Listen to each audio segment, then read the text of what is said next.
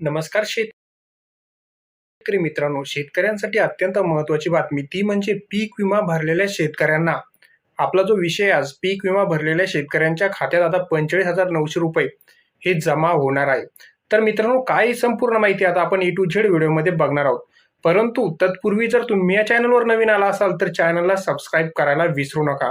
कारण शेतीविषयक कोणती पण माहिती असली तर सर्वात अगोदर आपल्या ह्या चॅनलवर मित्रांनो ती माहिती ही टाकली जाते. तर मित्रांनो, बघू शकता तुम्ही, महाराष्ट्र राज्य सरकारने शेतकऱ्यांचा हितांचा विचार करून एक महत्त्वपूर्ण निर्णय घेतला. म्हणजे 2016 पासून राज्यात राबवली जात असलेली ते आपण बघतो ना की पंतप्रधान पीक विमा योजना. पूर्वी आपल्याला पैसे भरावे लागायचे, तर आता या विमामध्ये मोठा बदल करून या नवीन संदर्भात पुढील 3 वर्षासाठी सर्वसमावेशक पीक विमा योजना राबवली जाणार आहे. या योजनेमुळे शेतकऱ्यांना अत्यंत कमी खर्चात विमा संरक्षणही मिळणार आहे. नवीन योजनेचे जर आपण वैशिष्ट्य बघितलं मित्रांनो, तर आता शेतकरी आता केवळ बघू शकता तुम्ही 1 रुपयात पीक विम्यासाठी अर्ज करू शकतात. शेतकऱ्यांना हप्ता किंवा थकबाकी रक्कम राज्य सरकार भरणार आहे. त्याचबरोबर ही योजना कर्जदार आणि बिगर कर्जदार अशा दोन्ही शेतकरी सुद्धा करू शकतात. भाडे तत्वावर शेती करणारे शेतकरी सुद्धा या योजनेसाठी अर्ज मित्रांनो करू शकतात. जुन्या आणि नवीन आता योजनेतील फरक काय तो आपण जाणून घेऊया. यापूर्वी जर आपण बघितलं तर प्रधानमंत्री पीक विमा योजनेत खरीप हंगामासाठी विम्याच्या रकमेत 2%, रब्बी हंगामासाठी 1.5% आणि दोन्ही हंगामासाठी जी नगदी पिकं असतात त्या पिकांसाठी 5% विमा रक्कम ही भरावी लागत होती. ही रक्कम सर्वसाधारणपणे जर आपण विचार केला तर ती कमीत कमी 1,000 ते 2,000 रुपये प्रति हेक्टर इतकी असायची.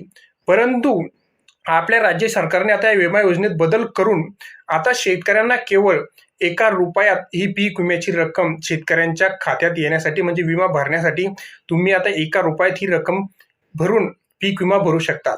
अतिवृष्टी आणि पूर जर आले तर त्यामध्ये नुकसान भरपाई कशी असणार आता आपण ती बघू.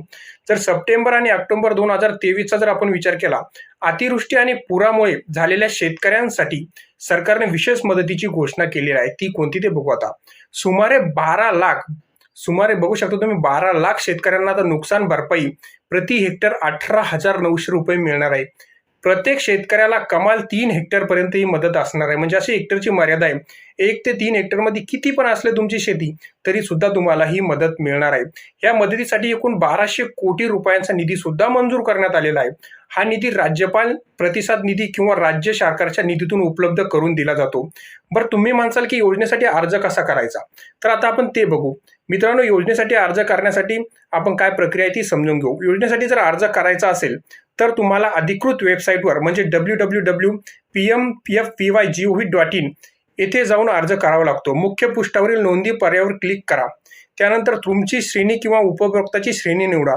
क्रिएट पर्यायावर क्लिक करून लॉग इन ID तयार करा. पासवर्ड वापरून लॉग इन करा. सर्व आवश्यक असलेले कागदपत्रे तुम्हाला अपलोड करणे गरजेचं आहे आणि नंतर माहिती सबमिट करा. मित्रांनो, या अर्ज प्रक्रियेची माहिती म्हणजे आता तुम्ही ज्या शेतकऱ्याने पीक विमा भरला त्यांना प्रति हेक्टरी 45,900 रुपये ही मदत ही मिळणार आहे.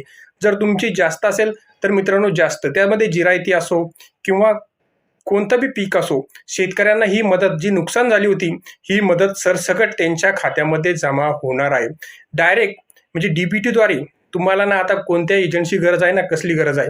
तुम्ही पीक विम्यासाठी जर अर्ज करेल असेल तर डायरेक्ट DBTद्वारे तुमच्या खात्यात ही रक्कम वर्गी केली जाणार आहे. म्हणजे आपल्या मदत ना कोणत्या एजंटची गरज आहे ना कसली गरज आहे.